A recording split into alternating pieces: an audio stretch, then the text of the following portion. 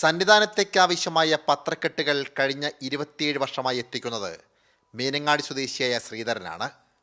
ഒരിക്കൽ ഒറ്റയ്ക്ക് പമ്പയിൽ നിന്നും സന്നിധാനത്തേക്ക് പത്രക്കെട്ടുകളുമായി വരുമ്പോഴാണ് ഒപ്പമുണ്ടായിരുന്ന പട്ടിയെ പുലി പിടിച്ചത്.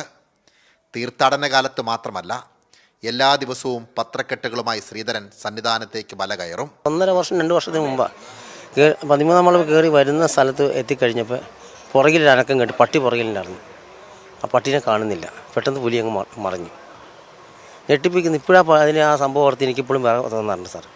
ശ്രീധരൻ്റെ മാതാപിതാക്കളും സഹോദരനും മരണപ്പെട്ടതോടെ പമ്പയും സന്നിധാനവുമാണ് കഴിഞ്ഞ 27 വർഷമായി ശ്രീധരൻ്റെ വീടും നാടും. എൻ്റെ വീട് വയനാടാണ്. വയനാട് മീനങ്ങാടി പഞ്ചായത്ത്, മീനങ്ങാടി പോലീസ് സ്റ്റേഷൻ, മീനങ്ങാടി 54 മൈലിൽ മത്സ്യാവതാര ക്ഷേത്രമുണ്ട്.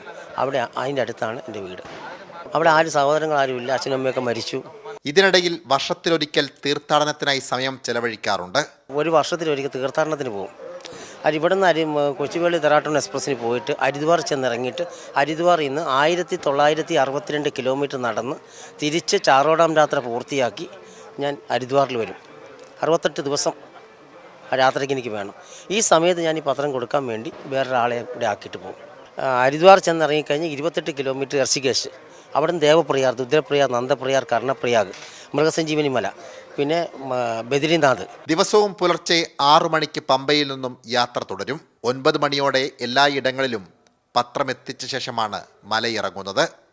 അഖിലേഷ് കുടുംബിനൊപ്പം സനോജ് സുരേന്ദ്രൻ, കൈരളി ന്യൂസ്, സന്നിധാനം.